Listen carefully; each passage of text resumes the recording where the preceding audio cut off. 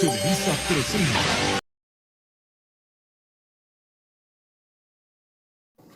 Hola, ¿cómo están? Yo les voy a hablar sobre los cambios de fase. Decimos que se produce un cambio de fase cuando una sustancia pasa de una fase a otra, que puede coexistir con la primera. Aunque en general, cuando se habla de cambios de fase de una sustancia, se hace referencia a los tres estados de agregación de la materia: sólido, líquido y gaseoso. Se sabe que una determinada sustancia en determinadas condiciones puede presentarse en cualquiera de los tres estados de agregación. Según en el estado de agregación que se encuentre una sustancia, pueden producirse varios cambios físicos, en particular en la densidad. Las transformaciones de fase se pueden encontrar en la naturaleza, aunque también hoy en día se pueden encontrar en varias tecnologías.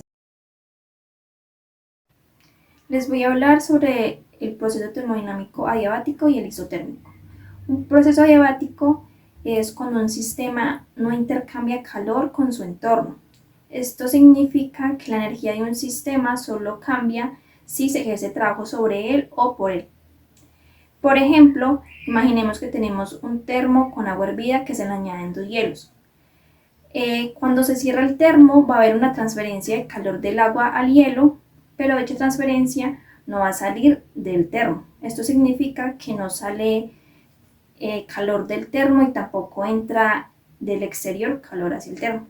Un proceso isotérmico es aquel que su temperatura se mantiene constante durante todo el proceso sin importar si hay intercambio de energía dentro del sistema en forma de trabajo o calor. Por ejemplo, imaginemos que tenemos un termo con una bebida caliente en su interior. Este termo es capaz de mantener la temperatura constante y le invertiremos un líquido frío, el cual agitaremos para mezclarlo con el líquido caliente y el termo mantendrá su temperatura constante durante todo el proceso de mezcla, que es trabajo. Al agitar el termo estamos creando trabajo. Les voy a hablar sobre el proceso isométrico e isobárico. El proceso isométrico en la física es un proceso térmico y también es conocido como proceso isovolumétrico. La función de ese proceso es que siempre el volumen será constante. O sea, si la presión o la temperatura cambian, el volumen siempre será constante. El proceso isobárico se puede decir que es medianamente igual que el proceso isométrico. La diferencia es que el proceso isométrico es el volumen, en el isobárico es la densidad lo que cambia. O sea que la temperatura y el volumen pueden cambiar, pero la densidad siempre será constante. Los cambios de fase, como son la fusión y la vaporización, son influenciados por factores como la temperatura, la presión y las propiedades intrínsecas de la sustancia, como también lo son sus estructuras moleculares y sus fuerzas intermoleculares. Uno de estos cambios de fase es la temperatura. Este es el factor más común que afecta a los cambios de fase. A medida que se aumenta la temperatura, las partículas de una sustancia ganan energía cinética, lo que puede romper las fuerzas intermoleculares y permitir que la sustancia pase de un estado a otro.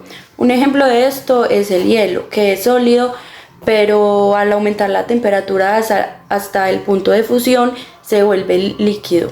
Otro cambio de fase es la presión, que por ejemplo el punto de ebullición del agua es más bajo en la cima de una montaña que a nivel del mar.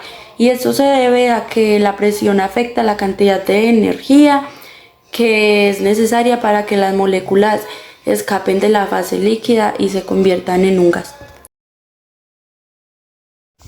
Vamos a hacer el experimento de cambios de fase. Vamos a prender la estufa. Necesitamos una olla y un hielo.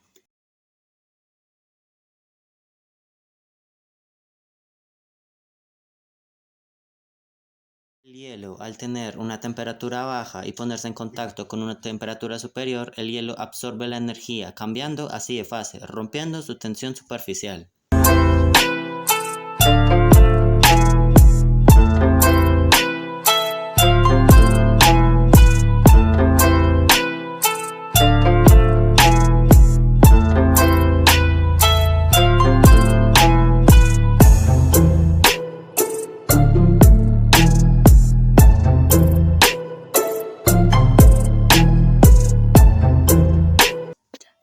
Como la energía que transmite el sol o en este caso el fuego es más potente que la del agua, esto hace que la tensión superficial del agua se vaya desestructurando y así irse evaporando. El cambio de gas a líquido ocurre cuando el vapor del agua caliente y la temperatura del espejo que está fría, el vapor al entrar en contacto con el espejo hay un choque de temperaturas, haciendo que la tensión superficial del agua cree mini goticas que dan ese efecto borroso.